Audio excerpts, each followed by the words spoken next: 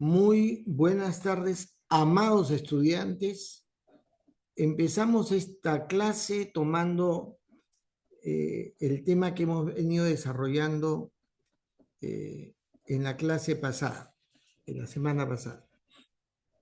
Bien, yo he querido darles a ustedes un alcance de un tema que va a estar al final de vuestra formación profesional. Cuando uno estudia una carrera, uno pretende tener cierto conocimiento, va teniendo primero inicialmente ideas de los aspectos fundamentales, básicos, como es este curso. Este curso es básicamente la parte básica de la teoría y de la ciencia de sistemas, que es los fundamentos sobre el cual se construye todo el andamiaje de dominio en la ingeniería de sistemas. Habiendo conjugado, como bien ustedes saben, habiendo juntado diversos dominios de corrientes diferentes que miran la realidad desde la perspectiva de sistemas, ¿no? Se han juntado. Hoy en día se tiene digamos, privilegio de que todo ese conocimiento ya está en un solo cuerpo de conocimiento. Y esa formación, que tiene una parte inicial básica, va a luego desplegarse hasta que llega un momento en el cual uno va a tener que aprender el uso de herramientas metodológicas, herramientas tecnológicas, herramientas que permiten darle marco general a las cosas que hay que abordar, que hay que resolver, sobre todo dentro del ámbito organizacional, que es el área más o menos estimado que nosotros tenemos de desempeño de un egresado de ingeniería de sistemas. Que por la situación que el mercado le da a la ingeniería de sistemas, la perspectiva que se tiene en la ingeniería de sistemas, normalmente el desempeño del egresado va a estar pegado al campo de los sistemas de información, pero no restringido a él, no absolutamente en ello. Puede haber otros espacios también, pero la mayoría va a empezar de ese espacio, el espacio de los sistemas de información, la ingeniería de software, y va a ir escalando el manejo de proyectos. Cuando ya se maneja proyectos de mayor envergadura, para ejecutar un proyecto, incluso para desarrollar una solución, desarrollarla, construirla tecnológicamente, uno requiere saber cómo formular el diseño o el modelo de comportamiento de la organización o de las organizaciones que van a usar esa solución. Se necesita saber cómo se hace para poder diseñar la solución. Y porque luego el trabajo técnico del informático, entre otros, pues también el trabajo técnico del responsable logístico, el responsable técnico de las normas y los procedimientos que se van a aplicar, van a necesitar tener una idea clara de lo que se quiere hacer. Y esa idea clara de lo que se quiere hacer se llama diseño o modelo de negocio, el modelo de negocio, así se le llama. Pues el diseño de la solución, o en otras palabras, el diseño de la solución. Y hemos estado viendo, les he estado tratando de explicar qué paso se sigue para modelar o para hacer un diseño de una solución, llamado también para hacer el diseño del modelo de negocio. En eso hemos estado explicando. Los pasos que se siguen tienen una correspondencia a la forma, digamos, más básica de la metodología de sistema, del análisis de sistemas, en realidad, ¿no? Y como decía, en la formación profesional, usted debe saber, porque el ingeniero de sistema es una persona que trabaja interdisciplinariamente, o sea, con otros profesionales, para que frente a una necesidad, una situación determinada, sepa aplicar una metodología a fin de formular un modelo o un diseño que luego va a ser construido por los técnicos y luego que sea construido, ser integrado e implantado en algún ambiente donde se necesite, ¿no? Especialmente, decías, en la organización, en el caso de la mayoría de ustedes, ¿no? Que van a salir a trabajar en una organización. Bien, entonces, eso es lo que hemos estado hablando. Y hemos dicho, pues, ahí un primer gran paso de hacer un estudio inicial de definición de propósito objetivo a partir de las necesidades del estudio de necesidades, porque toda metodología de sistemas empieza del estudio de necesidades. Hemos mencionado que para eso yo escojo quiénes son las personas, de repente las áreas, las organizaciones, que tienen mayor nivel de injerencia o de poder o de autoridad para definir lo que se quiere hacer, al cual le hemos llamado dueños. Ellos son los dueños de aquello que se quiere hacer, es decir, los dueños del negocio, los dueños del negocio. No de la empresa, cuando yo decía, y vuelvo a aclarar, espero que presten atención porque en la prueba final, una de las preguntas tiene que ver con una claridad en estas definiciones. Cuando yo hablo del negocio, estamos hablando de una acepción de la palabra negocio, porque la palabra negocio tiene varias acepciones. Decir yo tengo mi negocio es decir yo tengo una tienda donde vendo, donde hago comercio, negocio. Hacer negocio es sentarte con tu pata y decirle, fíjate, yo te hago el trabajo, tú me das 10 soles. ¿No? Yo te hago el trabajo. Es un negocio. Un negocio malo, pues, ¿no? Un negocio incorrecto, pero ya, es negocio. O sea, negocio es el lugar donde está ubicado, especialmente un lugar donde se hace comercio, ¿no? Se dice, ahí está el negocio, ese es un negocio.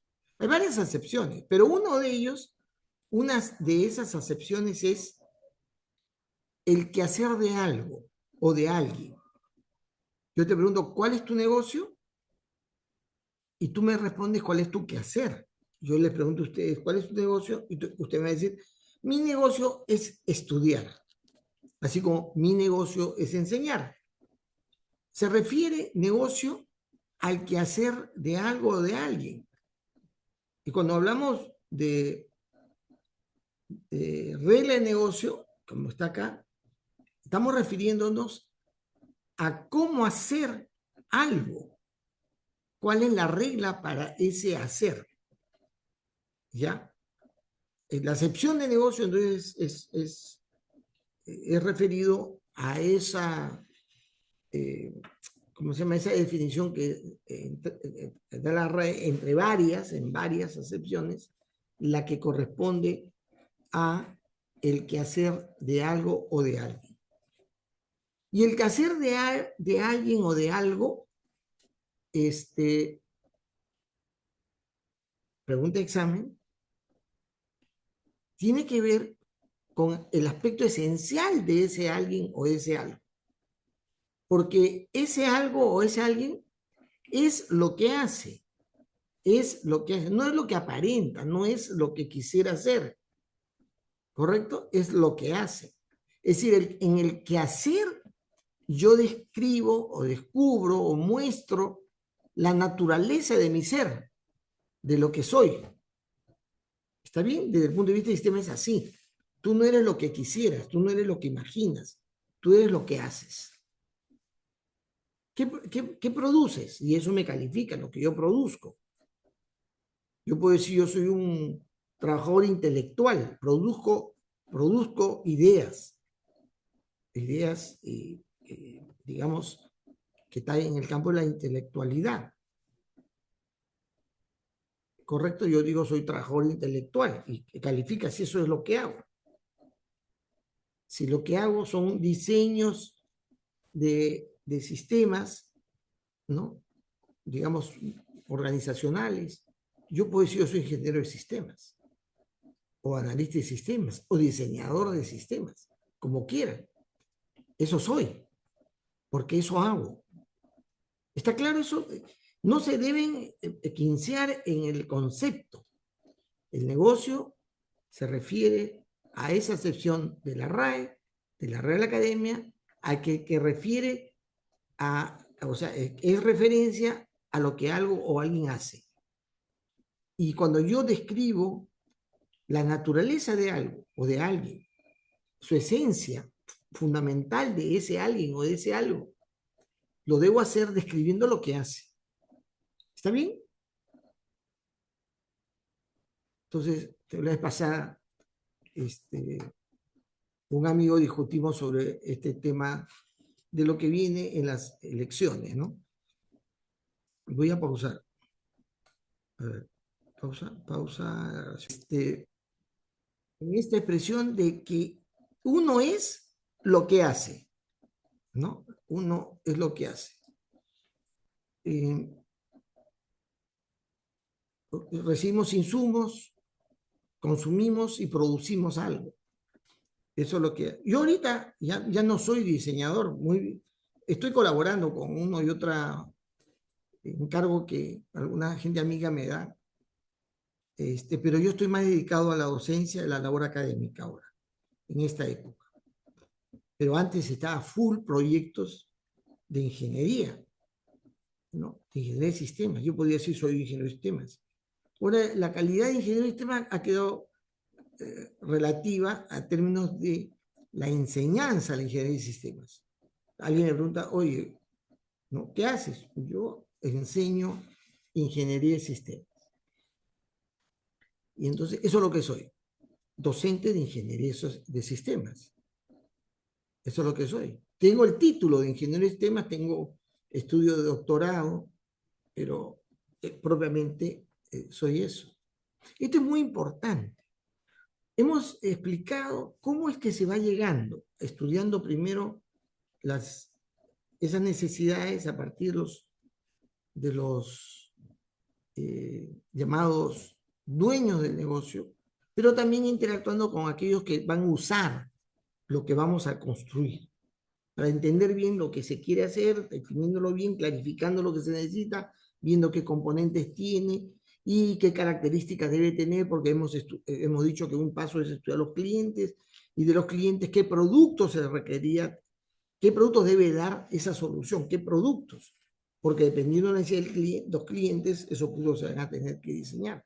Hemos establecido ese MADE, ese conjunto de temas que hay que incorporar en nuestro modelo en virtud de un estudio o un análisis. Lo hemos puesto en una matriz de, digamos, aspectos o ámbitos versus los atributos o temas que vamos a ver dentro de esos ámbitos, ¿no? Y hemos, en base a eso, ido construyendo el diseño de cada componente. Y llegamos a esta parte que es el diseño de los procesos.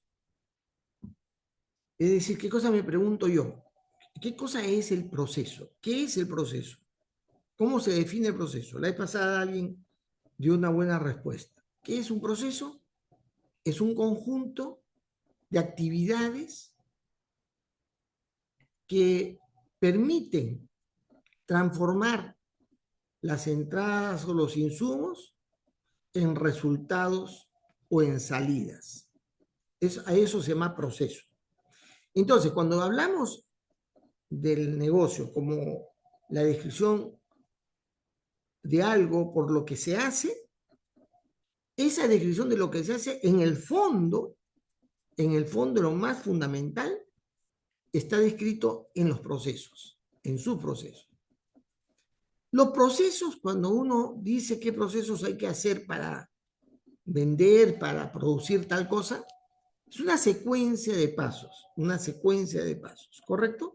Una secuencia de pasos que tienen una nomenclatura para formalizarla, para expresarla.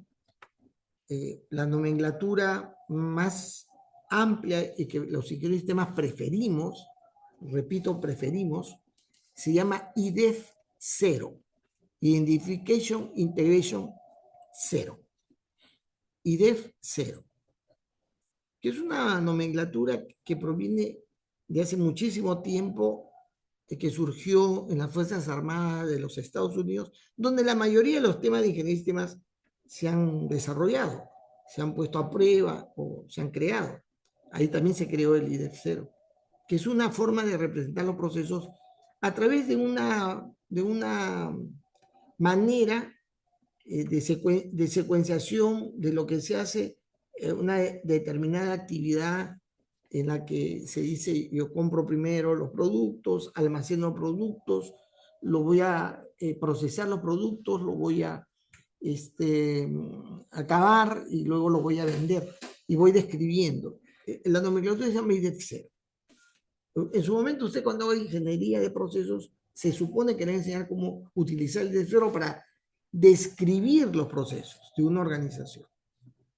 Y cuando ya entra más al detalle de los subprocesos y de las actividades que hay dentro de esos procesos, se utiliza otra nomenclatura que se llama BPMN, Business Planning Management, no, Business Plan, no, Business Process Management Nomenclature, ¿no? De la nomenclatura de la gestión de proceso de negocio, la nomenclatura de la gestión de proceso de negocio, así se llama en español. Y esta es una nomenclatura, el BPMN, más granulada, más de detalle, que para poder describir la lógica que siguen los pasos más ¿cómo se dice? Granulados, pues más específicos. Entonces, yo pinto los procesos en la que la solución que estoy haciendo va a introducirse, o la solución lo va a ejecutar, o en el que la solución tiene un lugar para ejecutarse. Yo pinto esos procesos y los pinto tomando en cuenta los procesos totales, los macroprocesos de la organización, identificando en qué proceso está esa solución, y luego volviendo a pintar los procesos en base de los cambios que se requiere para que esa solución se use. A nivel general, IDEF 0, y a nivel muy específico para que pueda ser construido, BPMN. Y yo he construido la descripción de los procesos asociados a la solución. ¿Está claro? Por eso este cuadro que está acá es un montado del IDEF que está acá atrás y del EPN que está acá adelante. ¿Ya? Pero ustedes pueden ir a internet, buscar IDEF 0 y ver en qué consiste eso, y de igual manera pueden consultar en internet qué cosa es el BPMN, ¿no? Tarde o temprano, ustedes van a tener que saber cómo trazar procesos. Hay profesores que por alguna razón no utilizan los estándares que se utilizan en ingeniería. No sé por qué. Y algunos les enseñan a los estudiantes formas muy curiosas de trazar los procesos. Pero el ingeniero de sistemas debe corregir, dice el profesor, pero hay dos nomenclaturas estándares en el mundo, el IDEF 0 y el BPMN. ¿Por qué no utilizamos uno de ellos o ambos, ¿no? El IDEF para los macroprocesos y los procesos de la organización, de la capa más alta, y el BPMN para los subprocesos y las actividades que se realizan. Muy bien. Una vez que yo he hecho eso, yo he trazado, hay algunos procesos, escúcheme bien, hay algunos procesos que no son de fácil descripción, de fácil explicación. Y ponerlo en un gráfico resulta muy complicado entenderlo.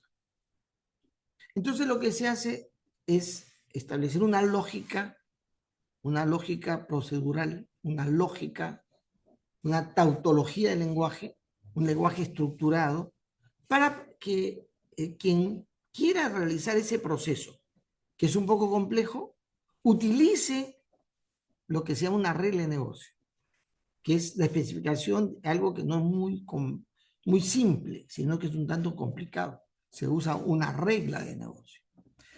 Algunos profesores también que no conocen, le han llamado regla de negocio a todas aquellas cosas que forman parte de una regla, hasta la asistencia, la puntualidad, es una regla de negocio. Que se abra la puerta a las 8 de la mañana, regla de negocio. Están locos. La regla de negocio se usa específicamente para aquellos procesos en la cual hay cosas que hacer que no es tan simple. Por eso se formula la regla de negocio. Yo voy a dar algunos ejemplos ahora. Y voy a explicar de la manera más simple, de la manera como es que para ciertos temas la regla de negocio vale la pena colocarlo porque en una construcción de una serie de aspectos que se gestionan en el quehacer de una empresa que está dentro de sus procesos, vale la pena tenerlo separado, como regla separada. Muy bien. Eso así, hasta ahí quedamos. Entonces, vamos a entrar a este plan, a este campo de regla de negocio, que es un tema relativamente nuevo. Ya no tan nuevo, pero surgió hace relativamente poco y que cuando uno hace un sistema de información, por ejemplo, ya hay se llaman motores de regla de negocio, que son motores de lógicas que se empaquetan, que se pueden utilizar en un proceso o en otro proceso dentro de la organización a través del sistema de información lógica. Pero la importancia que tiene la red de negocio es porque cuando yo quiero hacer un sistema de información integrado, completo, que está formalizado, que incluye toda la organización, que puede hacer que ciertas reglas se apliquen en un área o en otra área, en un proceso, en otro proceso, en un momento determinado o en otro momento determinado, te vale la pena que la regla esté debidamente formalizada. Entonces yo cuando tengo que asegurarme que los modelos de negocio están completos y están formalizados, ya me viene, digamos, casi la obligación de organizar mejor las reglas de negocio. Es un nuevo paradigma, como hemos dicho, es un nuevo paradigma. Ustedes saben que en algún momento se decía que que la información es un activo de la organización, es un activo. O sea, tiene un valor importante la organización, su información. Pero más valor tiene cómo yo uso la información. No si tengo la información, yo puedo tener la información y no usarla. Es dato que está almacenado, pero si no lo uso, no es información. Cuando yo uso la información para tomar decisiones, para hacer algo que logra alcanzar un objetivo, se dice que esa información se convierte en conocimiento. ¿Qué cosa es el conocimiento? Es toda información que yo utilizo para actuar, para tomar una decisión. ¿Correcto? Eso es conocimiento. Ahora, el conocimiento no todo está en tu cerebro, ¿sí o no? El conocimiento está también en Internet, está en mis PowerPoint, está el conocimiento, ¿sí o no? ¿Algún momento tú vas a recurrir a mis PowerPoint o a mis grabaciones? Que siempre están en YouTube. De siglo a siglo, la referencia que les pongo ahí lo voy cambiando, porque las grabaciones van quedando para los estudiantes de ese ciclo, en lo que se hace, ¿no? En el curso. Pero las grabaciones quedan grabadas en YouTube. Y usted puede decir que ese es su conocimiento, ¿ya? ¿Por qué? Porque es cuando usted va a ver algún tema y vaya a utilizar esas grabaciones para tomar una decisión o para explicar algo, ha hecho que la información se convierta en conocimiento. ¿Está bien? Entonces, toda información que utilizas para hacer algo, para tomar una decisión, es conocimiento. ¿Y qué es inteligencia? Es la siguiente capa, ¿no? La inteligencia. Es todo aquello que te permite actuar de una manera asertiva en situaciones o escenarios futuros. ¿Correcto? ¿Y qué es la sabiduría? Ese escalonamiento es de... Ay, ya me se me olvidó el nombre. Ese escalonamiento del desarrollo del cerebro humano, de la mente humana, tiene un nombre. Ay, ay, ay, se me ha ido el autor. Pero, ¿qué cosa es sabiduría? A ver, Ray, ¿sabes qué es? ¿Tienes una idea? ¿Estás con nosotros? Sí, entiendo sabiduría como la aplicación del conocimiento de una forma adecuada. A ver, más o menos, está, no está frío, está tibio, tibio. ¿Qué cosa es sabiduría?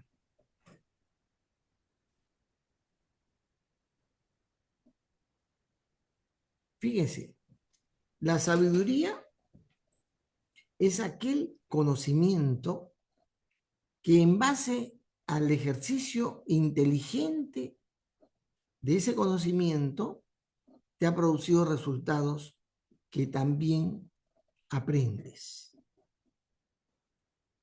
Eso es sabiduría. ¿Está bien? Un poco medio enredado, ¿no?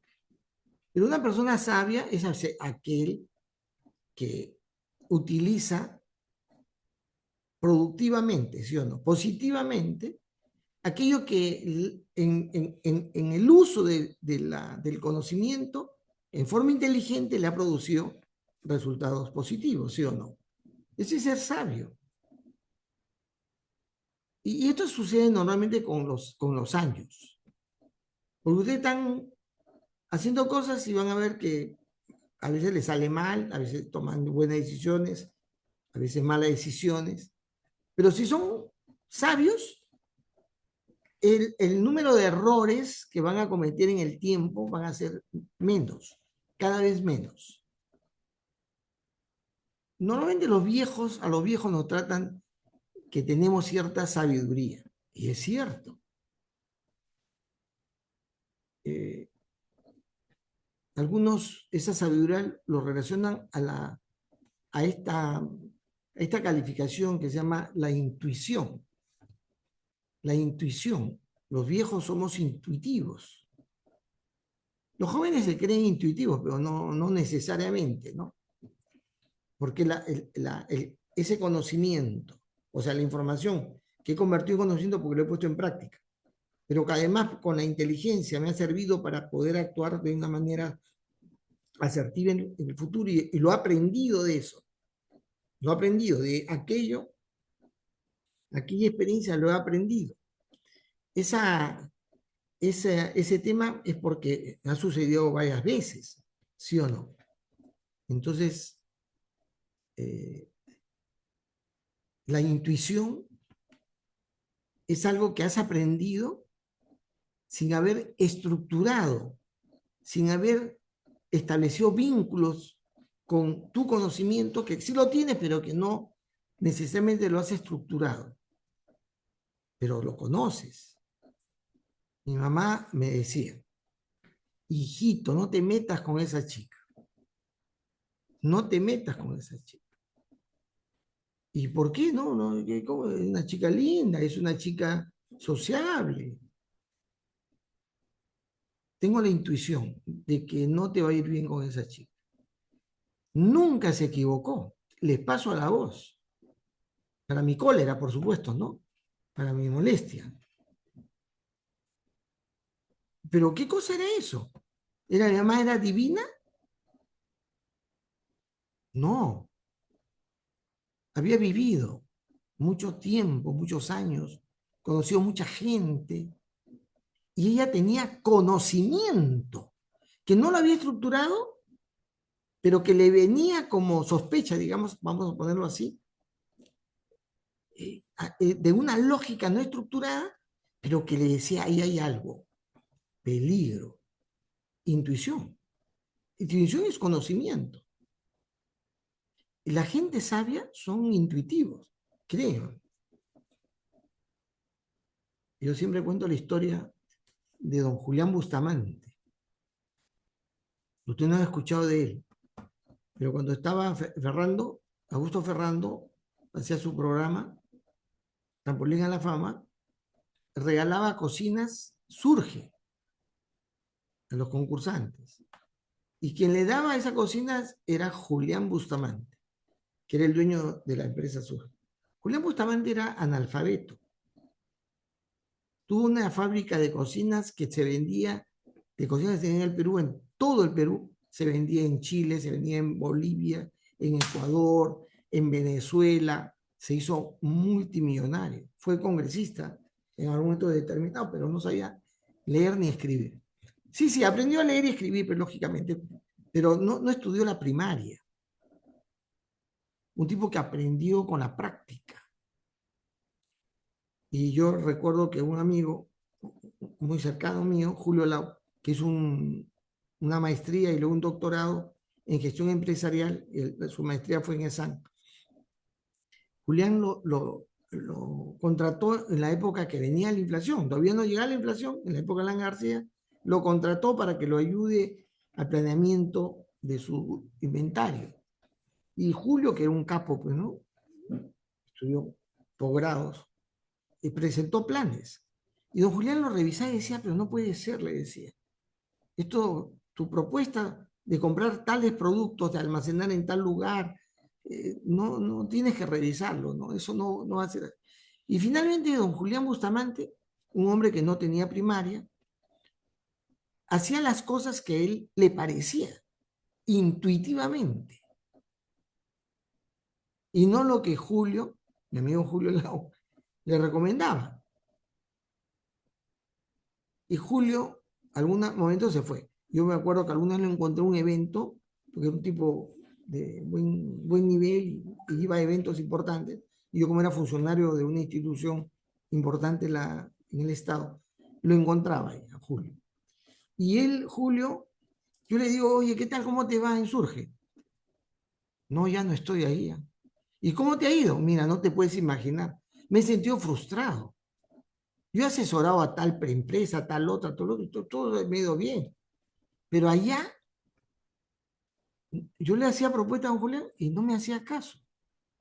Y sucede que sucedían las cosas dándole la razón a él y no a mí, que había hecho los estudios, había investigado, y sucedían las cosas que él decía y no lo que yo le sugería.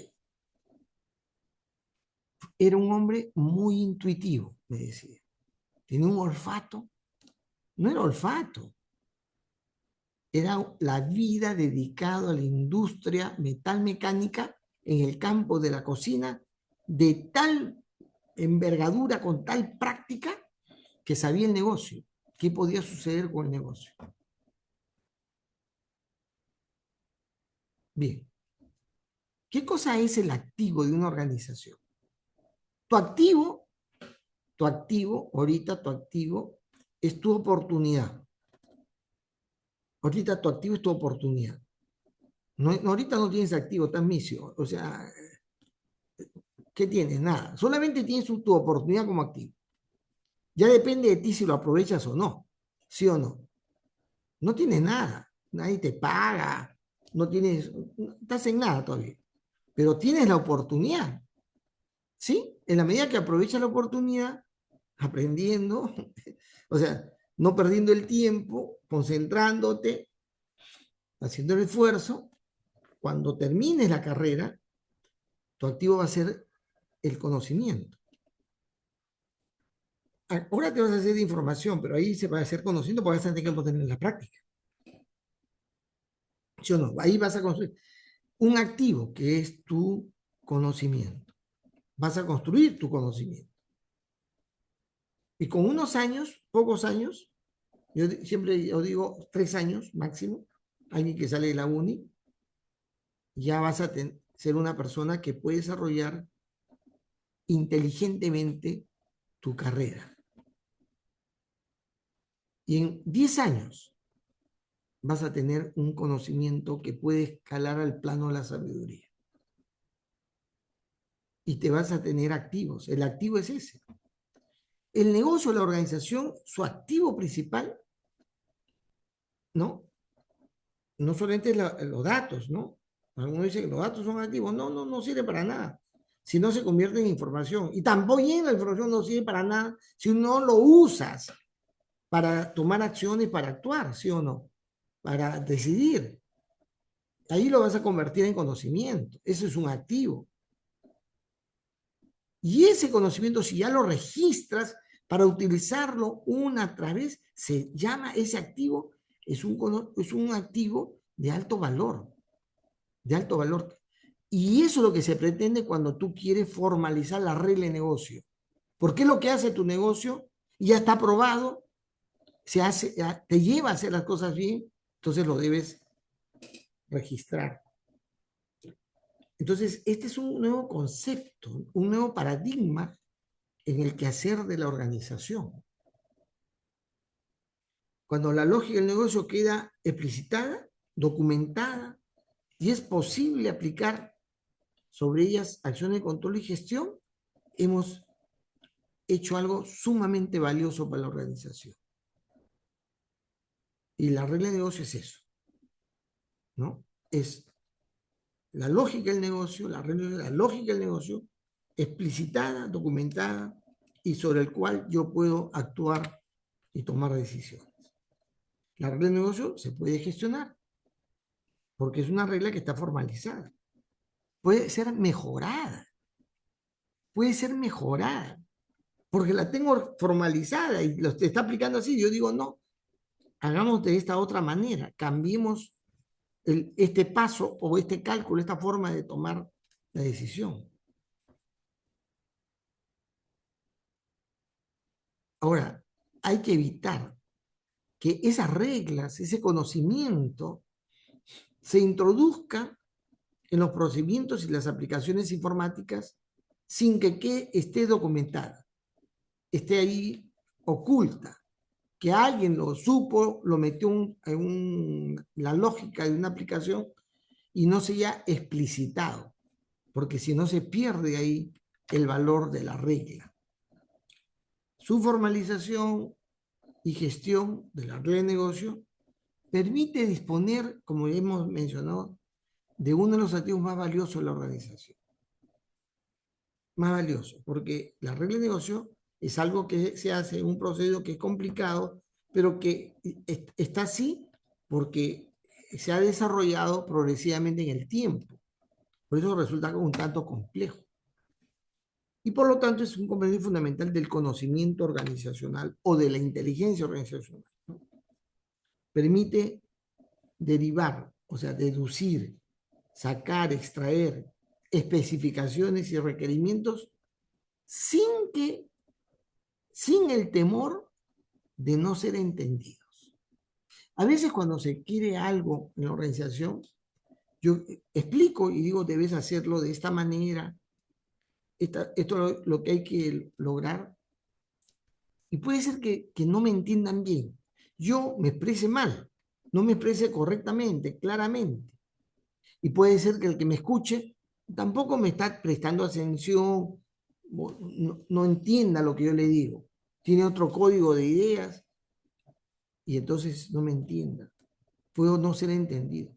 Pero si está plasmado formalmente en una lógica como la que le voy a explicar, que es la lógica formal, estructurada, en el lenguaje natural, no hay posibilidad de no entenderlo. No hay posibilidad. Y por eso las reglas de negocio, cuando están formalizadas, facilitan la construcción de sistemas de información.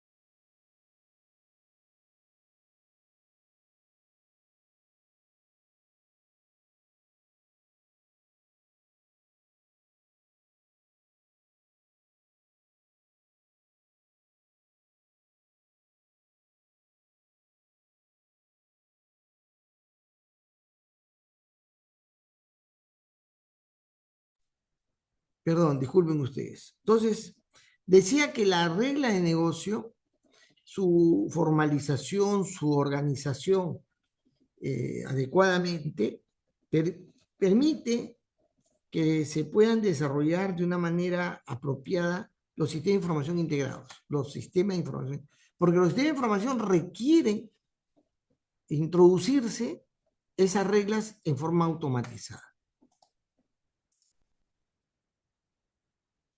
Bueno, ¿qué es la regla de negocio entonces? La definición es una expresión, es una declaración o es una sentencia, que indica cómo debe ser ejecutado un proceso complejo. ¿Ya?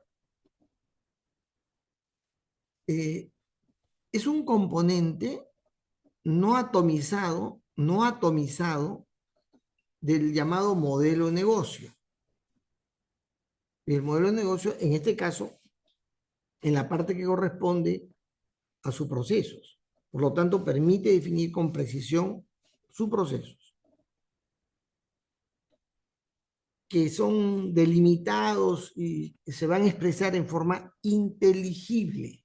Inteligible. Esa palabrita bien interesante.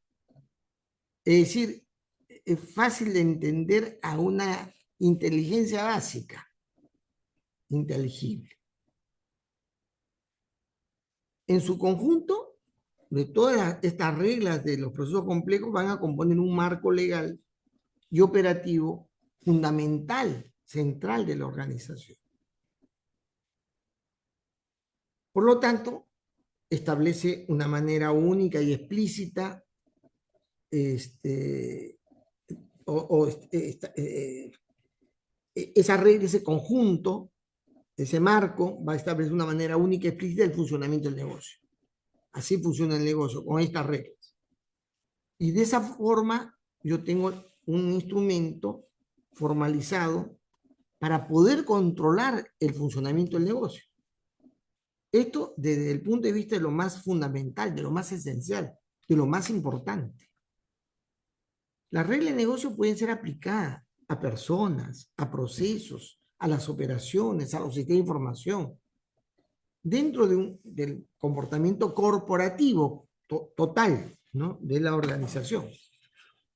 La regla específica es un nivel adecuado de detalle lo que una organización debe hacer. ¿Ya? Repito, es un proceso complejo, porque si no es complejo, basta que el proceso te diga qué hacer, ¿no? Recoge las piezas. Es sencillo, no necesitas ninguna regla, sino recoger las cosas. O cóbrale el valor de la venta. Es una regla sencilla. Esa regla no es una regla de negocio, digamos, que se incorpora a esta gestión de regla de negocio. Si yo te digo, cóbrale el valor, dependiendo si se trata de una mercancía que viene del extranjero, y si viene del extranjero, si viene de China, aumentale el valor que le corresponde las normas, las leyes del antidumping. Y dependiendo qué partida se trata, porque hay antidumping para la China, para textiles diferentes a los productos perecibles, diferente a los productos electrónicos, depende de eso, si acaso viniera de la China. Si no viniera de China y viniera de los Estados Unidos, pone en un arancel similar al que Estados Unidos está poniendo su arancel para los productos que nosotros exportamos. Y si se trata de otro país, va a depender de en qué categoría de producto está, si es productos primarios, productos semiprocesados o productos finales.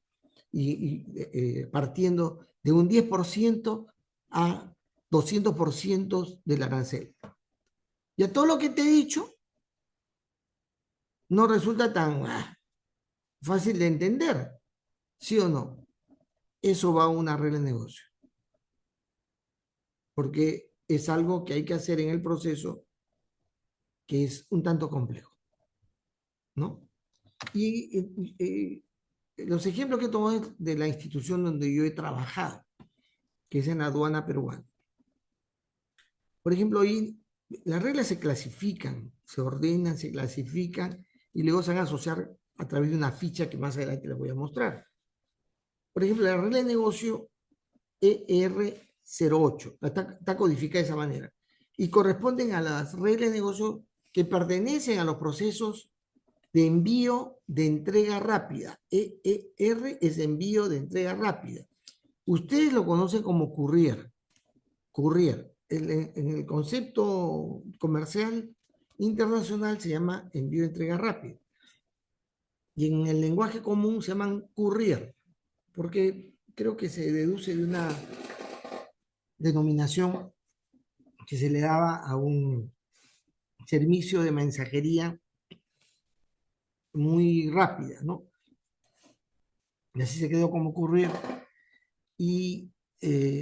Pero la expresión comercial internacional se llama envío de entrega rápida. Entonces, yo tengo una regla de negocio, RN, cuyo código es ER08, que dice, un importador que hace un envío de entrega rápida, es decir, un envío de courier, de $200 o más, a partir de $200, debe pagar el impuesto general a las ventas. por dicha operación. Por defecto, lo que no es $200 o más, no lo tiene que pagar, ¿sí o no? ¿Sí o no? Entonces, esa es una regla. Una regla es que es un ejemplo. Bien simple, ¿no? Hay otra regla de negocio que es la regla de negocio EER24. Dice, todos los paquetes de los envíos de entrega rápida, lo que debe ocurrir, ¿no? Que están catalogados en categoría 1 en el comercio peruano, son mercancías que no se pueden manipular, pero que podrían resultar, eh, digamos, riesgoso sacarlas, digamos, pero que deben ser revisadas. Entonces, dice, lo que están en esta categoría, que son de cuidado, de tratamiento, pero que hay que tener que revisar, deben pasar, dice, por el escáner. Escáner. Y ahora es tomógrafos, ¿no?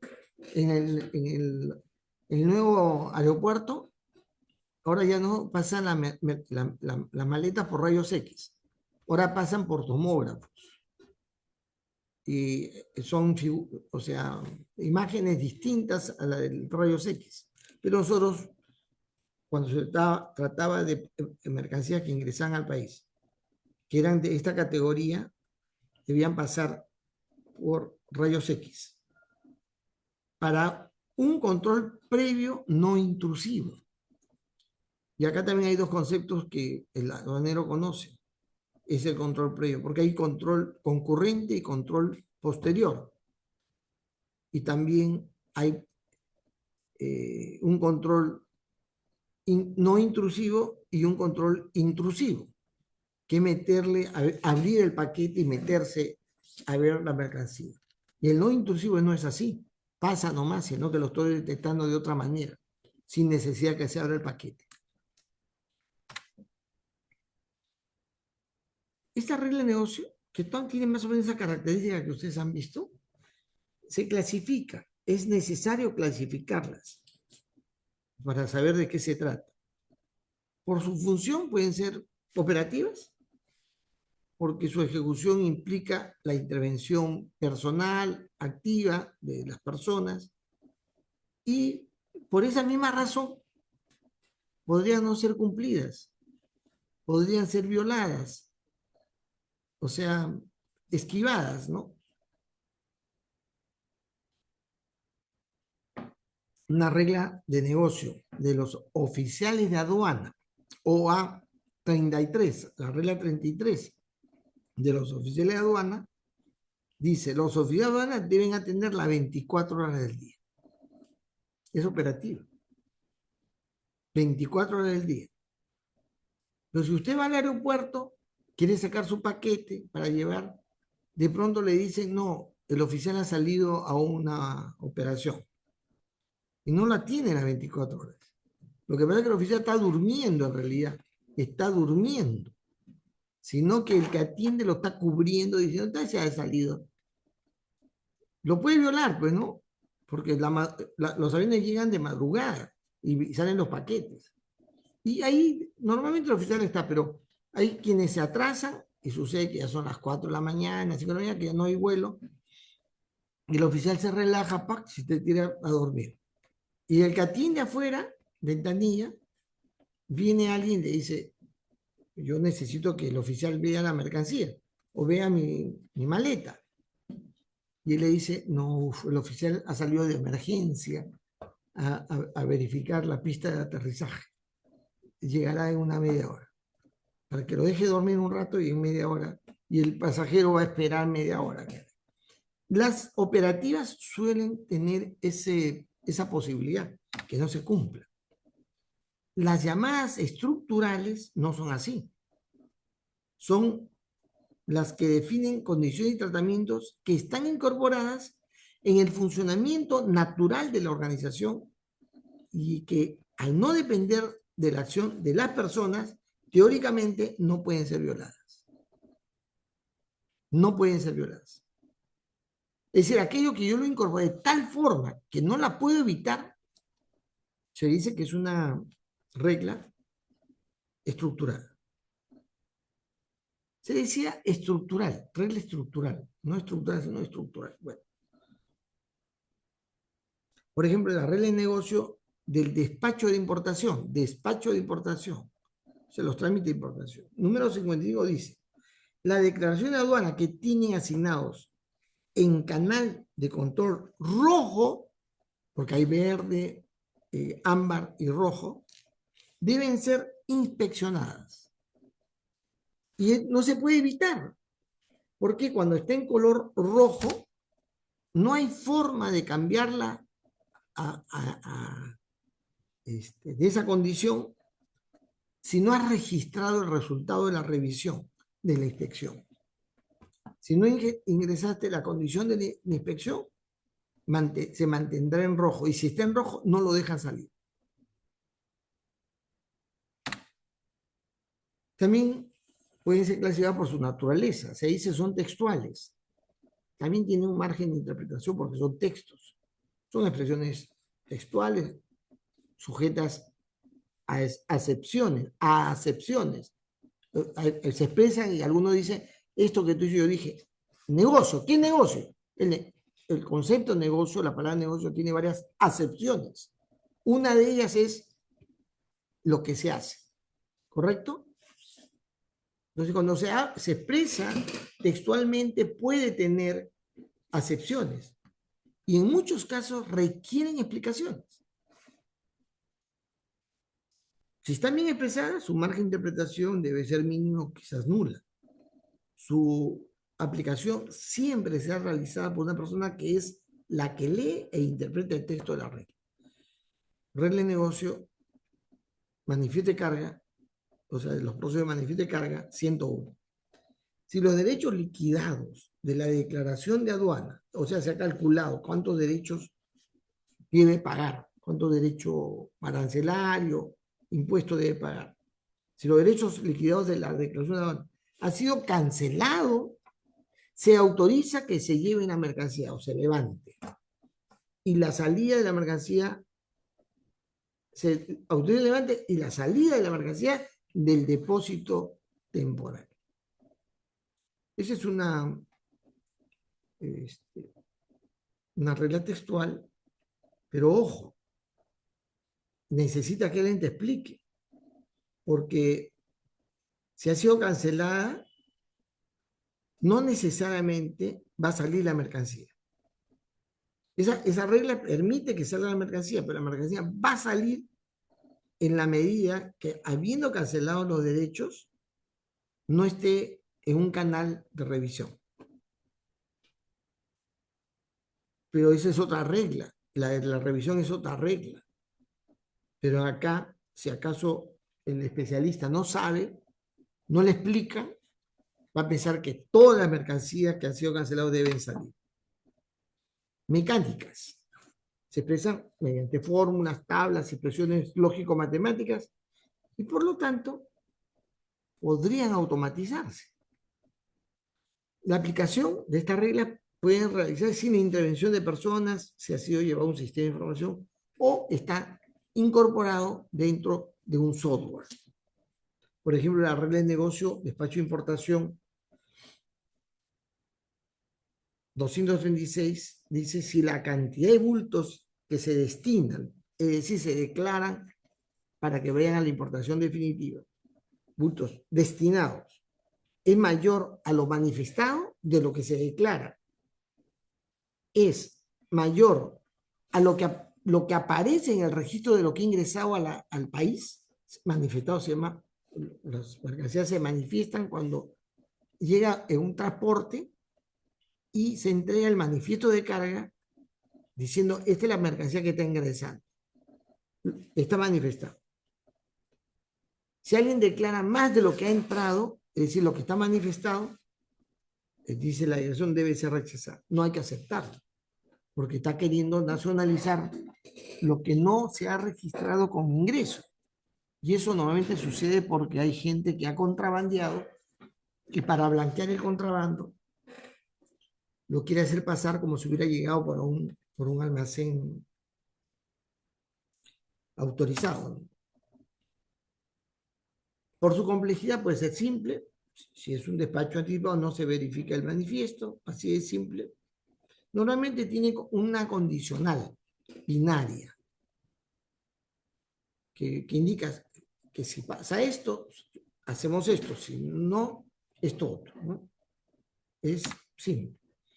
La lógica procedural es esa regla de negocio que encadena diferentes proposiciones simples y binarias en forma jerárquica. Por ejemplo, esta regla de negocio de despacho de importación 473. Si la mercancía es perecible, si es perecible, ojo, se debe verificar si existe el documento resolutivo, la siguiente condición binaria. Si existe un documento resolutivo asociado a la ventanilla única de comercio exterior. Si no es así, se va a verificar si tiene una solicitud única, se llama SUSE en el comercio exterior, activada. De ser así, se procede a numerar.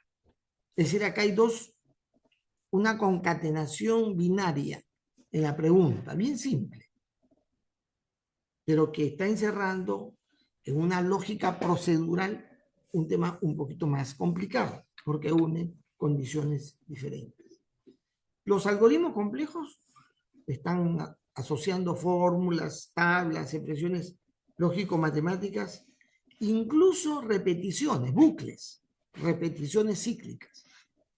Por ejemplo, dice esta regla de negocio de I023. Si el importador se encuentra en la tabla de riesgosos, la tabla de riesgosos tiene varios, pues, ¿no? Hay que buscarlo ahí. Y la partida declarada a las adyacentes, declarada, o las adyacentes, o sea, hay una partida que ha declarado y las que están al lado de ellas están sujetas a restricción, hay que llevarlas al canal naranja, al ámbar, ¿no? Al canal naranja. Si es que el monto no supera el monto máximo, que es el monto máximo que se acepta para el ingreso en esta condición verde o naranja. De otra manera, debe ir al canal rojo. ¿Se dan cuenta? Acá hay una complejidad mayor que normalmente las reglas de negocio tienen cuando tú expresas formalmente la regla, ¿no? Para la construcción se utiliza el lenguaje natural estructurado, el SNL se le llama, que utiliza expresiones tautológicas, lógicas o booleanas, ¿no? Cuya resolución es binaria. Mejor dicho, su resultado es simplemente o es verdadero o es falso, ¿no? O es sí o no, construyendo una lógica simbólica proposicional, o sea, una expresión clara y lógicamente entendible, utilizando para ello una terminología básica que parte de los elementos fundamentales de lo que se llama el análisis semiótico. El análisis semiótico. Es la manera como uno expresa para dejarse entender, para transmitir una idea, para transmitir un mensaje, una opinión, no sé, algo. Que sea claro, ¿no? El análisis semiótico es aquello que se hace para poder seleccionar lo que te dé la mejor idea o impresión. Si esto sucede, es la forma es, si esto sucede, hágase esto. Si no, hágase esto otro. ¿No? Lenguaje natural simple. El lenguaje natural estructurado es un lenguaje limitado, que le da más precisión y claridad, evitando ambigüedades, se utiliza para especificar algoritmos que luego fácilmente puede ser pasado a un lenguaje de programación de computadora. If categoría igual 1, entonces escáner 1, else escáner 0. Esa es la forma de expresarlo, llevarlo a una expresión más bien computacional. Bueno, el análisis semiótico, que es la teoría general de sistemas de los signos, es la ciencia lingüística y del funcionamiento del pensamiento que se aplica para saber cómo el ser humano interpreta su entorno, crea conocimiento y la comparte. El signo lingüístico es una entidad compuesta el signo lingüístico es algo que yo armo, por el significante, ¿no? El que va a utilizarlo. Y el significado, la imagen mental que se transmite, y el referente, que es quien recibe y es aludido y alude a esos símbolos que se utilizan.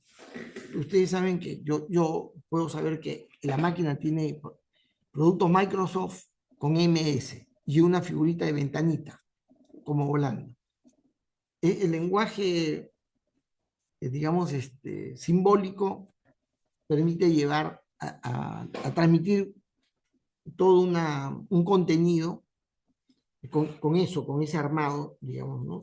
El que proviene del análisis. El estudio de ese tipo de la manera como se expresa se llama análisis semiótico. Entonces, ¿cuáles son las reglas de negocio? Tienen solamente algunas formas generales, ¿no? En el lenguaje natural estructurado.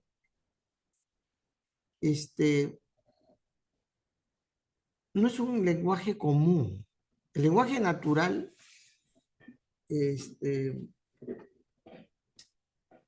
tiene una gran diferencia al lenguaje común.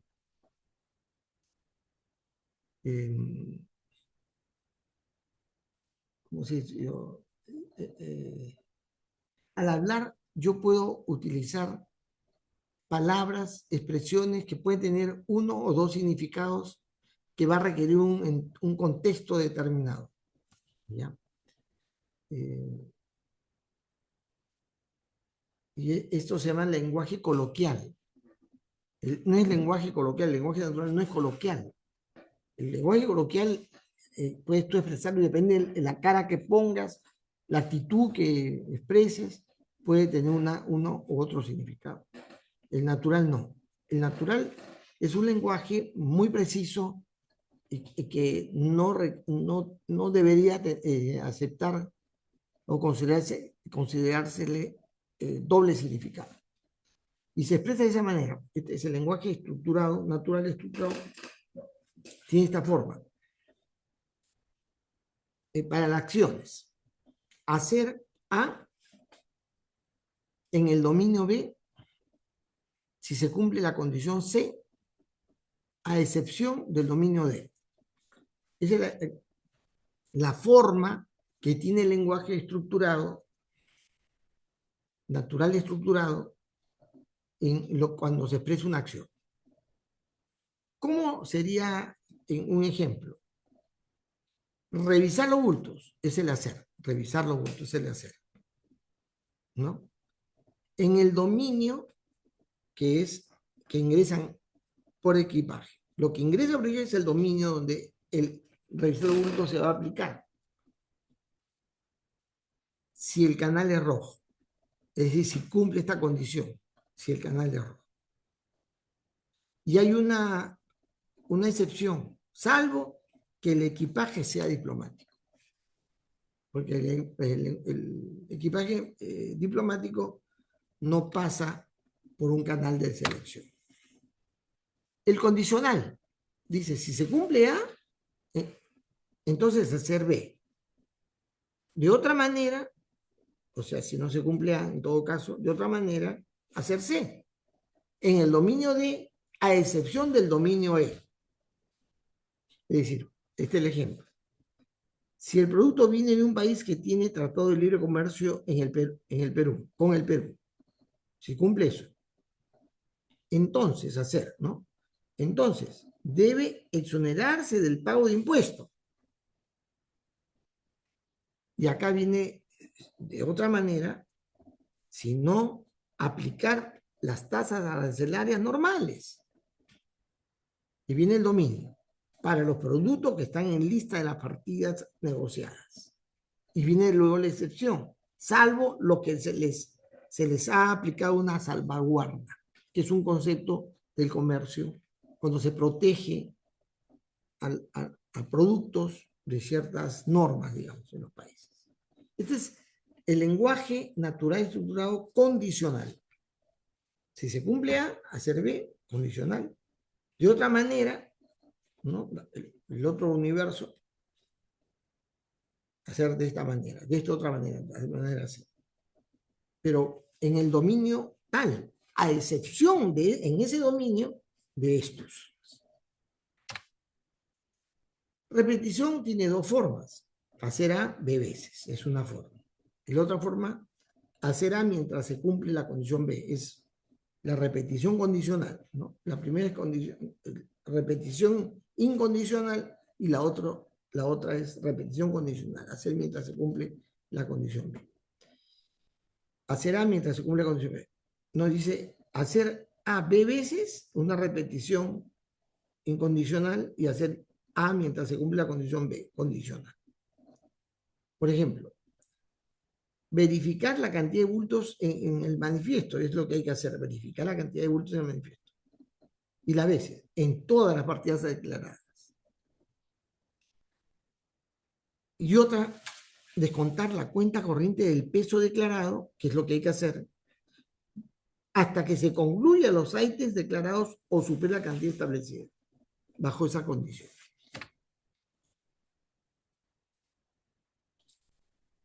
¿Cuáles son las características de la regla de negocios? Son comprensibles, independientes de los procesos, independiente del cumplimiento de dichas reglas, requieren ser formalizadas y clasificadas, y la gestión de la red de negocio forma parte de lo que se llama la administración del conocimiento organizacional, forma parte de la gestión de la configuración y también de la arquitectura de procesos y de la arquitectura de la solución formulada. Esta es la ficha. Acá así se documenta el nombre de la regla.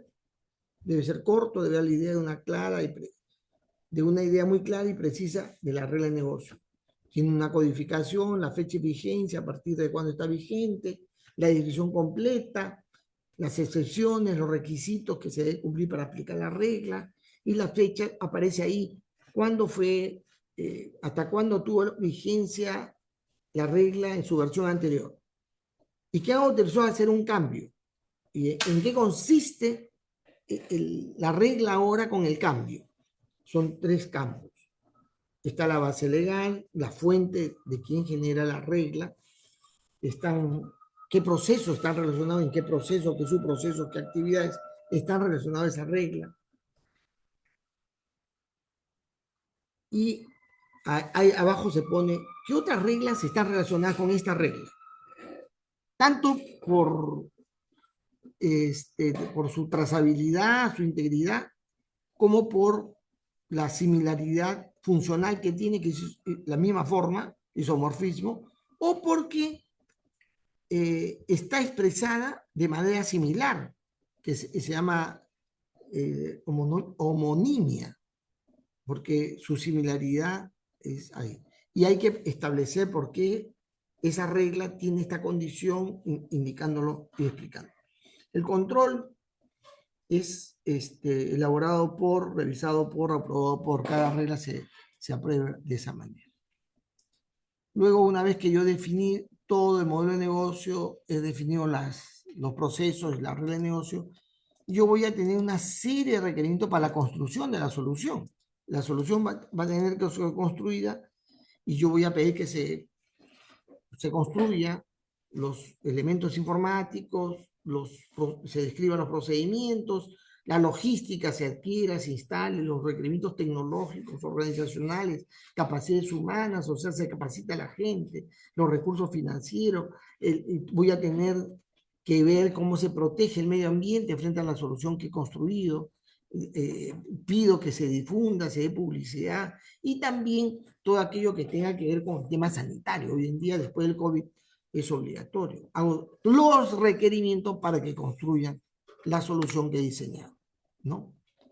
Y esos requerimientos tienen este formato, ¿no? Tiene una codificación, el nombre, qué proyecto pertenece, qué es lo que se espera que entregue la MDA, quién es dueño de este requerimiento informático, y a qué módulo pertenece, los esfuerzos que se requiere, cuánto tiempo va a requerir construir la solución informática. También hay requerimientos de procedimiento de negocio, también se tienen un formato determinado y así terminamos de modelar, de construir el modelo de negocio, ¿no?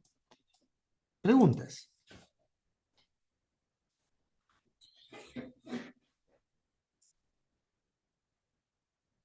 Bueno, a ver, ¿qué?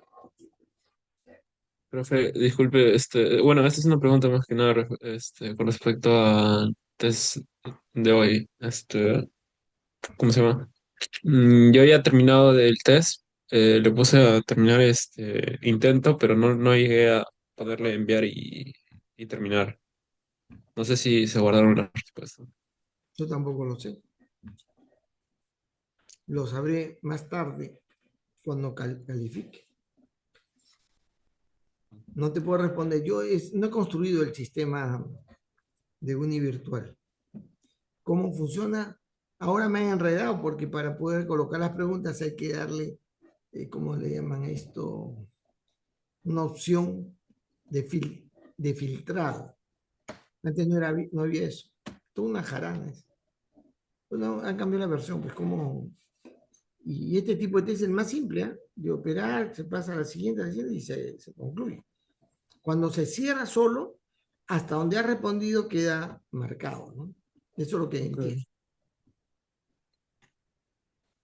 Ok, ok, Listo, profesor, entonces nos gracias. encontramos el día miércoles. Si no hay otra pregunta, ¿hay alguna otra pregunta? El miércoles entonces nos vemos. Muy buenas tardes.